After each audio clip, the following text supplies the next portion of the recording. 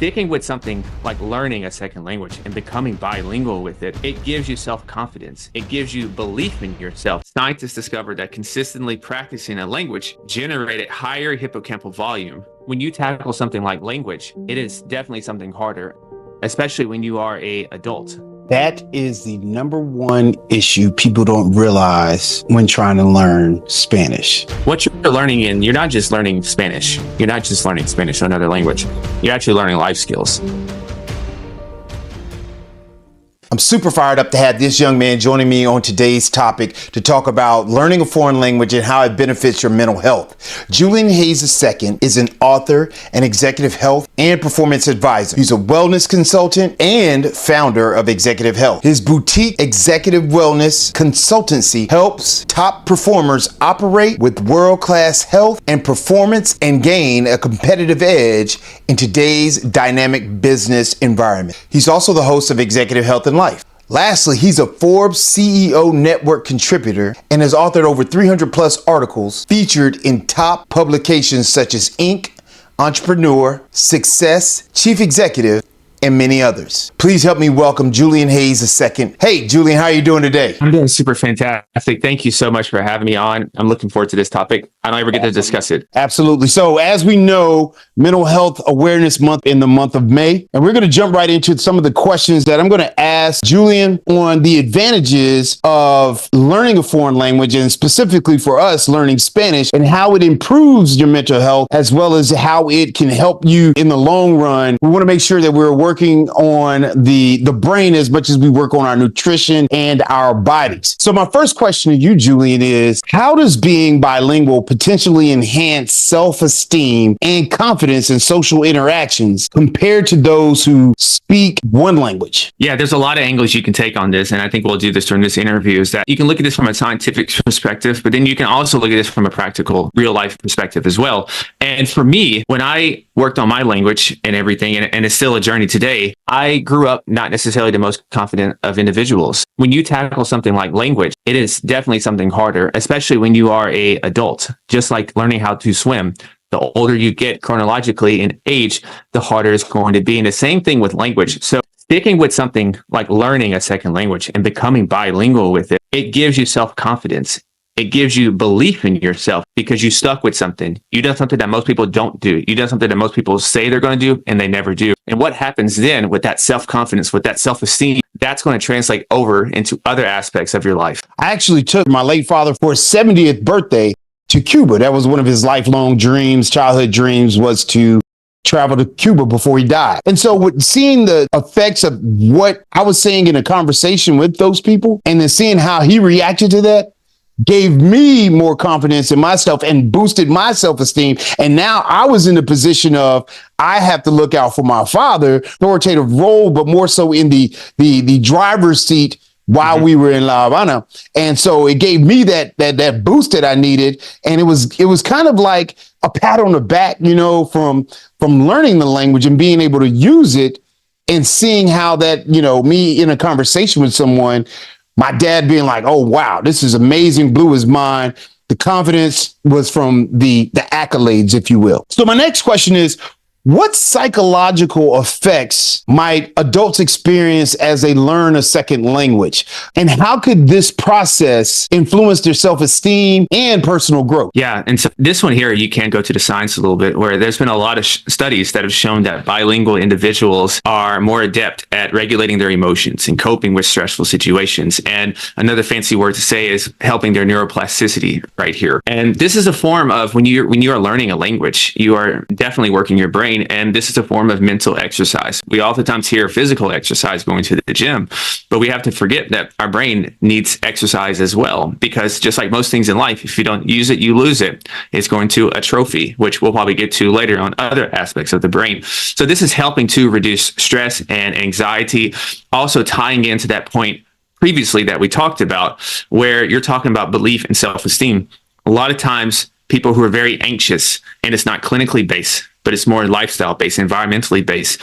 We're seeking some type of control, and we have none of that. And that's why these feelings are coming.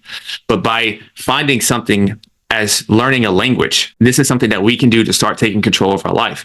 There's a lot of things in life that we don't have control over, or there's a lot of things in life that we want to improve, and they're going to take a long time to start to show fruition. Whereas we can start with a language today. We can start with 10 minutes and learn a couple of words today. And we already are building up momentum. We already are keeping our word to ourselves. And that's all going to tie in and build up the self-esteem and personal growth. That's awesome, because I think about, when we think about like psychological effects on adults, the info about language and the psychological effects it can have on a man or a woman as an adult. I kind of related it back to high school when we took English lit classes. And so, we talk about things like tragedies, right? The tragedies, man versus man versus himself. And this is one of those things that I feel like knowing or learning a language, as you take that journey on learning a language, you're in a tragedy, you're in an internal conflict, if you will, man versus himself. You are actually trying to, overcome some of the identity situations you may have with, like imposter syndrome. Morality situations could be a tragedy situation for you. Desires to be fluent, and then you're even dealing with mental health. Like you're dealing with, am I good enough? You're asking yourself, you're second guessing yourself. Is this the language I should be learning? Hey, before we get back to the interview, I want to make sure I share with you this free comprehensive cheat sheet that's going to jumpstart your Spanish language journey by starting you out from ground zero and taking you to a basic or even conversational fluency level. It also includes some additional resources that you can look up to help boost your skills in Espanol. Okay, now let's get back to the interview. You're dealing with internal conflicts, right? So as people progress along in a language, they start to feel empowered. Mm-hmm. And then they end up overcoming some of those barriers and obstacles and challenges that they deal with when we're on this journey of learning a language. And then it ultimately, over time, they do almost a 180. They become well-versed in the language that they're learning because they're putting forth that constant effort, as well as they're now starting to transform their self-perception. How they look, as well as how they appear to people in public when they're speaking that other language. And they're confident. Once again, confidence levels go up. And I think, you can speak to the science of it, but I know for me, if we had to relate this to something that people could understand, not so much on a language component, but if we're thinking about from a weightlifting or an exercising, the endorphins are released as you I think I was watching a short of yours. It was you were talking about how your leg, I think it was cramps or whatever. You were talking about how you found that inner push, that inner desire to keep going and keep moving. And I think this ties into that. But from a mental standpoint, as I learned how to utilize this language, and people, they actually understand me when I say something in a sentence, and I actually can understand them. I know people's confidence levels. I can see it happening. It's like, bro, I'm on a whole nother level now. Like they actually understand what I'm saying. This brings us to our next question. How can learning Spanish as a second language enhance communication in Spanish speaking settings and positively impact mental health through improved relationships? Yeah, you have so many different avenues and angles that you can take here. When you're thinking about relationships, depending on your age or where you are in your life cycle, you think about actual romantic, intimate relationships, and maybe you're opening up ability to meet different women, to meet different men in terms of finding the one for you. Whereas if you're just monolingual, that's all you have. Whereas bilingual, even trilingual down the road, you have just so much more opportunity to do that. And sticking in this area of relationships, you also have professional relationships and business relationships. The world is becoming more and more global.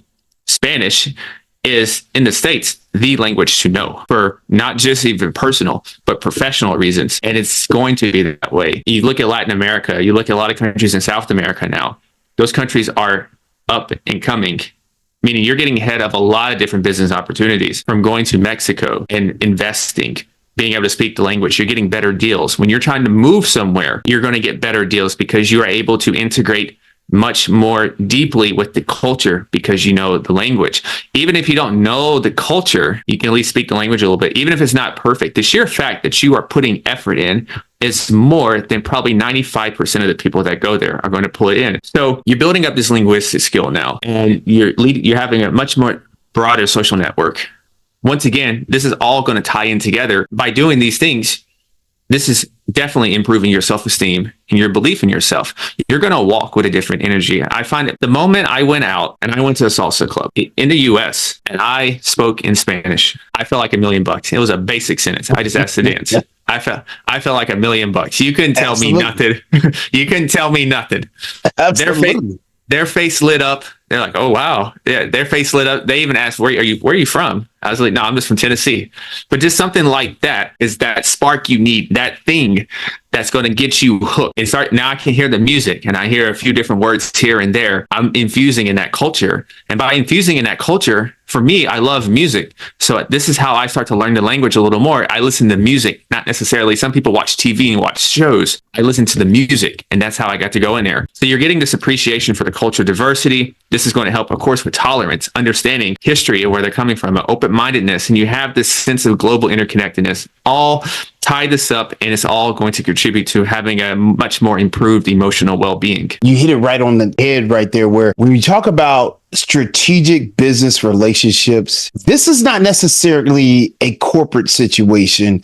It's not necessarily, it's a transactional situation where a business relationship can just simply be networking with someone that is a Spanish speaker. No English speaking people in it. They brought in a couple of bands from Guatemala, Venezuela, Colombia. They were doing not only playing the music, but also showcasing the different Colombian and Venezuelan styles of salsa. As I'm there, people looking at me, they're like, he's out of place.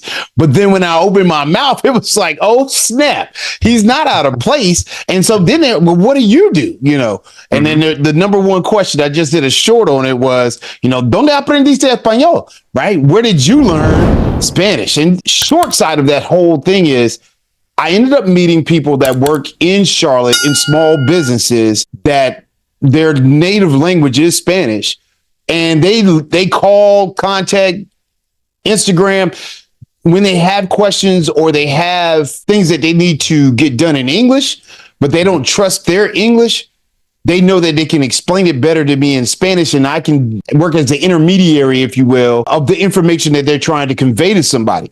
And so setting up those, and they also know English or monolingual speakers where they always, hey, can you teach Spanish? No, actually, there's a better thing. So they send clientele. So it's not necessarily about the money all the time, but it can also, it is about the money, because if you think about it, clientele comes and they pay. But needless to say, it's not in a transaction situation all the time. It can also just be simply networking, which is actually going to boost it. And I know having clients that actually come to me and say, hey, I need to learn Spanish from a professional setting or for a professional setting, they can learn one or two phrases and they call me or they email me and they're like, oh, those two phrases. Now, the opportunity to speak more with native speakers. I've actually branched out and gotten on, committees where we're working from a global network standpoint. We have, headquarters in, Madrid or wherever.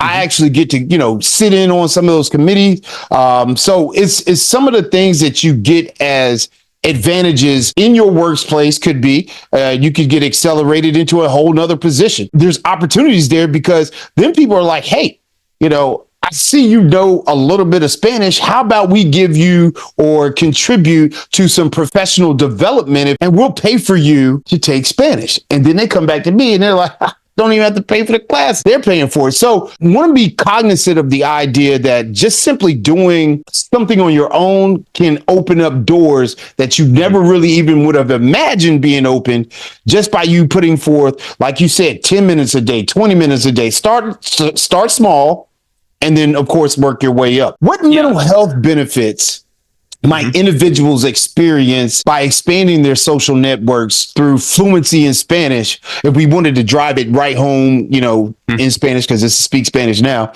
but, what mental health benefits might individuals experience by expanding their social networks through fluency in Spanish compared to those who are monolingual? Yeah.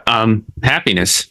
happiness, joy. I mean, it's to be able to just go to a restaurant. And I experienced this first in Portuguese, and then I later experienced it in Spanish. But when I was Portuguese, I can give you a great example that is applicable in Spanish as well. So when I went to Portugal, and I knew a little bit at that time, and I just got into talking at a cafe, I got invited to this really nice art function because of that. And they're like, "Oh, okay, he's not like the regular American." I told them I was from the South, and they had an expectation of pickup trucks and Taylor Swift in Tennessee, and then you blurted out some of that Portuguese, right? And it was Brazilian Portuguese, but still, it's they still understood it. Absolutely. And, yeah, and and I had a good time that night. My happiness went up, my fulfillment, my self-esteem. Yes. And with the Spanish thing, being able to go to a hole in the wall restaurant that is the best food in town, right? That most regular people don't go to because they're nervous about the look of it, or they can't speak, right? And the waiter comes out in Spanish.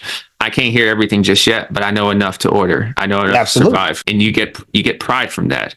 Yeah. You get pride from that, and you get self-belief. And it's just, to me, you feel much more capable as an individual. Yes.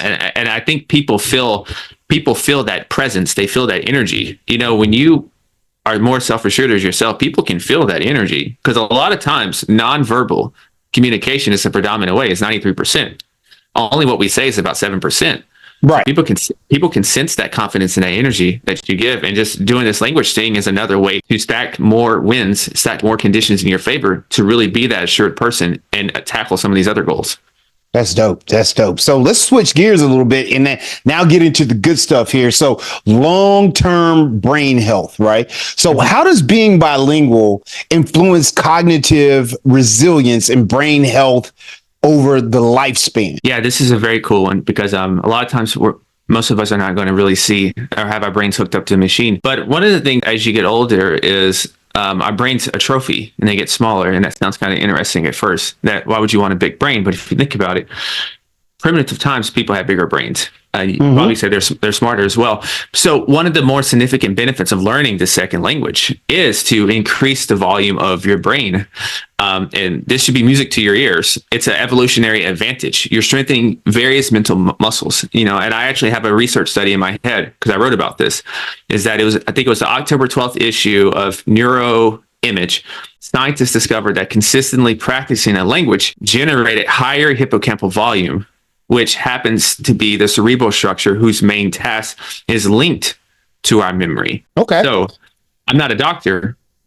I only tried to play one for a year, then I left school.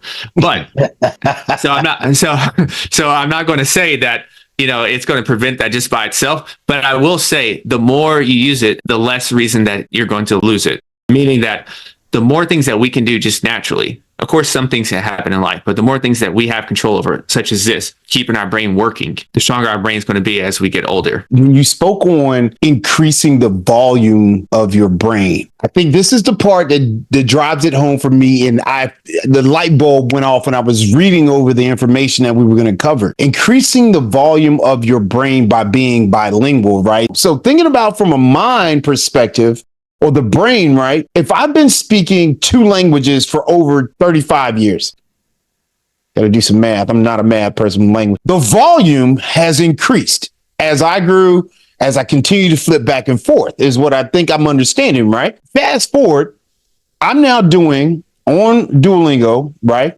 Romanian for a week, and then I switched to Portuguese for a week. Then I flip back and forth every week. I don't know if a normal person can do that. That's still trying to learn just one language.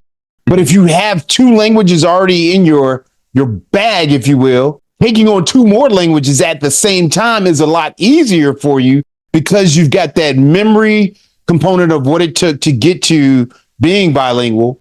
You've also got the volume or the space to actually continue to challenge, because technically being bilingual is a challenge, right? Mm-hmm. But are you challenging your brain like you were when you were learning that second language? This is my scientific, interpretation of what you're saying, but I need to continue building and strengthening my brain, even though I've already reached a goal in becoming bilingual. And I think you can continue to increase the volume by adding on more languages, kind of like what I did. I don't know. Maybe that works. Maybe it sounds right. It sounds good in my head, right? So my next question, can regular use of two languages help delay cognitive aging or the onset of neurological diseases compared to monolingual individuals? This is what we came for. This is the meat and potatoes we're trying to get to. Yeah, and so more and more studies are showing that it will help to play a part in this, basically the brain's ability to adapt and reorganize itself, which is simply just neuroplasticity of it, is that you're keeping more neurons firing. You're giving our brain a reason to stay active. You're putting it under eustress, and eustress is a word that you'll hear in the lifting world, where a lot of times you see people, they may get smaller. Their muscles used to be bigger, now they're smaller because they're probably not putting themselves under much tension and stress now.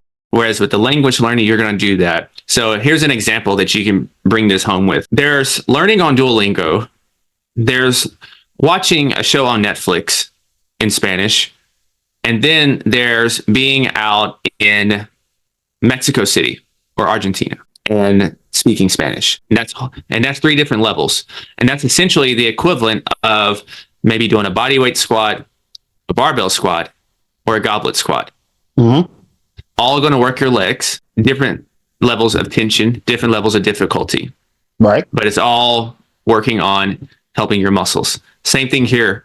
All three of those examples, the Duolingo Spanish, the Netflix Spanish, and then actually being in a city where it's a native language.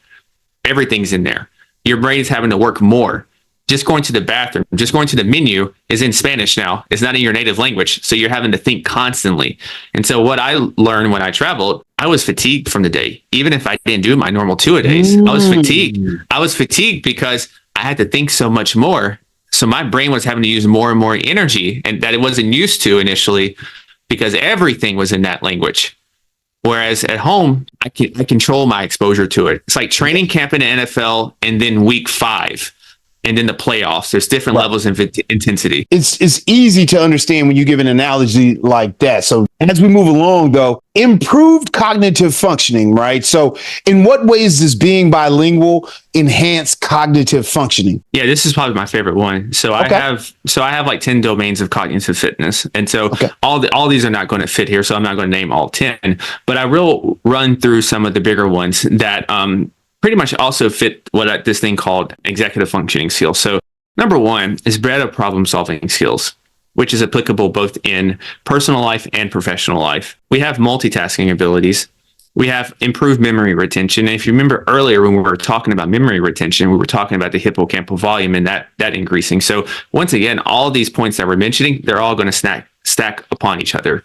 Okay. And so, and then also this cognitive stimulation that we're talking about here can help prevent, potentially delay, and even prevent the onset of cognitive decline, and then potentially things like dementia and Alzheimer's. And there's, of course, a couple other things that go with that, but still, this is essentially exercise for your brain, another form of exercise for your brain. So some of these 10 areas of cognitive fitness, number one, we already mentioned, was the memory. Another one is attention and attention span. We live in an ADD world. And you got YouTube Shorts now, you got TikTok, you got Reels, all these things that it's just like 10 seconds. Well, you can't learn a language that way. You're not going to be able to do it. So therefore, by practicing this ability to work on your attention span, you can translate that into other aspects in terms of your professional work. Think if someone's a creator, they do YouTube or something. Once again, that's focus, deep work. That's going to require time and meticulous attention to detail on there. Right. And so something that you wouldn't even think about of, I'm learning a language and it's actually benefiting my creating skills. I'm becoming more creative. I'm becoming a better business person. I'm becoming a better husband, a better wife. Yes, and a better parent. Absolutely. Because you are working on your attention span, giving your undivided attention span, not being so all over the place, not so fragmented with your attention. Another one is organization, planning, and logic. Okay. And those are all grouped together because think about this. When you're learning a language, you're learning different verb tenses. You're organizing this, okay. And then you're learning things like masculine and feminine, okay. Organizing that, where I'm putting that. You're planning, okay. Subject, verb, et cetera, et cetera. Logic, okay, this makes sense. This is why they do this, et cetera, et cetera. Once again, those skills that you're learning language are skills that are applicable to your everyday life. And then lastly is creativity and imagination. Okay. Learning a language makes you creative because a lot of us are going to figure out ways to learn things, figure out ways to, how am I going to remember this? How am I going to use my imagination when this person is saying a sentence? I can't hear everything, but I hear a few words.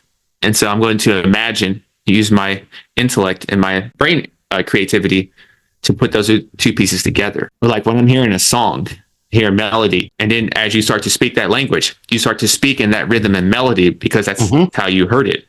And so all those things put together, you are essentially, once again, improving your cognitive fitness that is, once again, going to be used and utilized in every other facet of your life. And that's dope because cognitive fitness, I guess, now that you say it, the way I explain it is working on tonality and working on being able to mimic. So using the art of, or the skill of mimicry There's to a rhythm. improve your Spanish speaking abilities. And that's cognitive fitness. Yeah. And there's a rhythm, right? For instance, for me, I'm still learning Spanish. And so there's a difference that I can hear now. Whereas I have a friend, she's Chilean. And even she said, my language is, you don't want to learn Chilean. That's the first, that's a harder one, right? Because of the dialect and the way it's spoken. Yes. Whereas maybe go for more of the Mexican Spanish or the Colombian, Costa Rican, or the Venezuelan, right? Right. Because of tonality and everything. And to me, I hear that is that there's in the Chilean Spanish, because I listened to it, it was tough. It was like words that either they didn't exist or they're brought together. And so it just had to work my imagination and creativity more to just like keep up and try to think about what they were saying. So we're going to talk about imagination. So one of the things with imagination and one of the other things to go with cognitive fitness is that imagine certain scenarios that you can see yourself in more often than not. For me, I think about scenarios like when I'm in Patagonia and I'm doing either a marathon or ultra marathon there. And I'm going to be running and there's just going to be nothing but Spanish around. What are some of those words? How am I going to communicate and et cetera then? And it's just like everyday logic, right? So I see myself more in that scenario than me at a nightclub. So I'm going to learn more of those words and gravitate toward that to keep myself learning, motivated to learn, and also stimulating my brain. That is the number one issue people don't realize when trying to learn Spanish. You have to put yourself in a particular situation. And how are you going to either get yourself into that situation or how are you going to get yourself out of that situation? And if you're not doing situational Spanish or real world situation Spanish, what are you learning? People are learning, I like to eat bread. How is that going to help you in a real life situation? Like if I'm like stranded on a highway, me knowing how to say, a mí me gusta comer pan is not going to help me when I need gas in my tank, right? So people don't realize that just talking to people, that's cool. But if you're not going into a conversation or if you're not accessing these particular ancillaries that you're using or these things that you feel like, oh, this is going to help teach me, and you're not finding what it is specifically that you want to learn, not only are you going to quickly lose the motivation, which is going to ultimately depress you and then give you that concept of, I'll pick it up whenever. It goes hand in hand. But as soon as I say, okay, imagine myself in this particular scenario, Patagonia, right? Imagine myself in a hotel lobby, right? And I need to check in. What am I going to say? Gun to the head. Well, I shouldn't probably say that, but you know what I mean? Like in that situation, how are you going to play that part? What are you going to do? And so I think imagination is something we lose. And if it's, for the older crowd, and I'm speaking for myself and anybody else older than me, we all remember there was a show on TV called The Muppet Babies, right? It was but it was the cartoon version. Every episode was Kermit, Miss Piggy, Gonzo, all of these, Muppet Babies were imagining themselves in certain scenario. And, as a kid, you're just like, oh man, what if I was that, So it's the same. It goes hand in hand. And a lot of times we lose the things that we learned early on in life. And we forget about, oh man, Muppet Babies. Yeah, I remember that. put yourself in the same situations that are real life situations for you. As we begin to lay the plane here, so we're talking about emotional intelligence, right? How might bilingualism influence a person's emotional intelligence, particularly in understanding and managing emotions across different cultural contexts? Yeah, so this kind of ties into the social and relationships that we spoke about earlier. But, and also, once again, you'll notice a common trend here is that what you're learning you're not just learning Spanish. You're not just learning Spanish or another language. You're actually learning life skills. You're actually leveling up as just a human being in general. And all these tools and skills that you're using is going to be used on your day-to-day life. So we know about EQ, natural intelligence, and all that, but EQ is a very big thing in this world. Think about a lot of soft skills, whether it's empathy, something like understanding, having perspective. Those things are huge. Those are small nuances. Those are things that we often overlooked, but those things can make the biggest difference between sometimes in the professional world, job, opportunities, maybe coming across that person that you just had your eye on, and maybe you don't display that emotional intelligence the right way, ideally, and you just lost that opportunity. Same thing in social situations, social IQ, EQ, they're all connected together, and it's about this communication skills. So when you're learning these nuances, you're learning how the language sounds, you're learning that, like rolling an R and hearing a language is not just it's just doing that. There's a type of expression and emotion behind that. Yes. That can be picked up over time, that you start to understand of what's this culture understanding and meaning behind saying this word like that. There's emotion behind these words. Right. And I think with that, so when we speak on that concept, once again, I'm not a psychologist. I took one class, right? But my mindset is, and for me, this is absolutely 100% true. When I speak English, I'm one person, and I act a certain way, or I engage in conversation in a specific way. But when I flip over to a conversation in Spanish, I am I won't say a totally different person, but my level of empathy is different. I would say my excitement levels go up even more because I live for a challenge. I'm that guy, and so the deeper I go into a conversation in Spanish, it's like, let's keep going, baby. Let's keep going. And it's just kind of fueling the fire, if you will. And it's just like, bro, I am in this conversation right now in Spanish. I feel like the peacock, you know what I mean? Like it's got the feathers out, it's like, showboating around. Like that is the mindset as I'm speaking. I don't see things like taking place or whatever, but you get that confidence boost. Like, look at me, like it's one of those things. So I definitely understand what you're saying when you talk about that, as far as how it can improve a person's just well-being from just being able to go back and forth between those two languages. And I think, just to add on to this, I wanted to ask you a question. Could being bilingual or working towards being bilingual be a life hack for better mental health? Absolutely. You're taking something that for all intents and purposes is all in your control. Just like exercise, it's all in your control. And so a lot of times, for me, when I dealt with my father's death, one of the first things for me was to do something that made me get out of bed, do something that made me get back to living. And to do that, you wanted to pick something that I had full 100% control in. 100%. So I can control what I put in my mouth with food. I can control moving my body. I can control taking 10 minutes, 5 minutes even at the very beginning and learning 2 words. Absolutely. Just learning they don't. Learning at stop. Something as simple. You are building confidence. You're building self-esteem.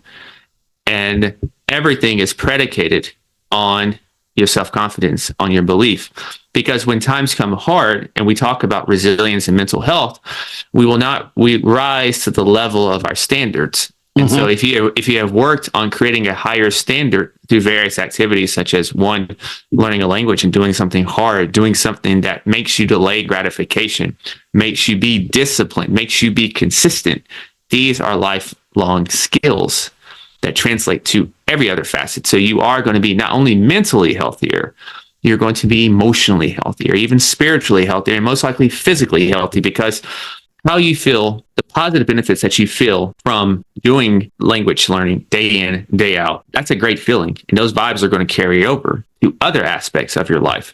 So it's very much a underrated, non-scientific, no double-blind placebo studies with language and mental health. But as an N of one myself, and other people I've talked to, and just how I know how psychology works, this is one of the best things you could do. Because also, for most of us, we want to learn a language because we're interested in that country. We're interested in going to that place to travel. We're interested in the culture, maybe the women, the guys, whatever. And so now you got two birds. You're building the skill up, working your brain, but also you have something much more exciting and positive to look forward to. So now, if your future was cloudy and filled with anxiety and depression, by learning, but more importantly, by using that imagination and creativity we talked about earlier, those clouds are moving away. It's getting a little more sunnier because you have something to look forward to. And that's going to help mitigate and alleviate some of those anxiety and depression that we have. Great information. And we can land the plane on this. And I want to thank you, Julian, for joining us. If you are watching this right now and you want to get more information about executive health and life, I'll drop his link to his YouTube channel in the description below, as well as any links that he provides me. I'll also drop that in the description below, and make sure you check him out. He's always giving good information, not just straight, mental health. I just know Julian as a colleague of mine in this creator space. And so he talks a lot about health and fitness and things like that for the mindset, as well as, for executives, but more so for people. But even myself, of course, you can think of yourself as your executive of you, like you are the executive of yourself. And so you can gain a lot of information from Julian. I want to thank you for joining us today. Thank you so much for having me on. I enjoyed this. I've never, ever, ever, ever have gotten to talk about language and connected that with health. So it was definitely something that made me have to be a little more creative, but also made me think about my own life and the benefits it's brought to me. Hey, if you enjoyed this video, you'll definitely want to start your language learning journey with Spanish right now by clicking into this video, and I'll see you there. Nos vemos.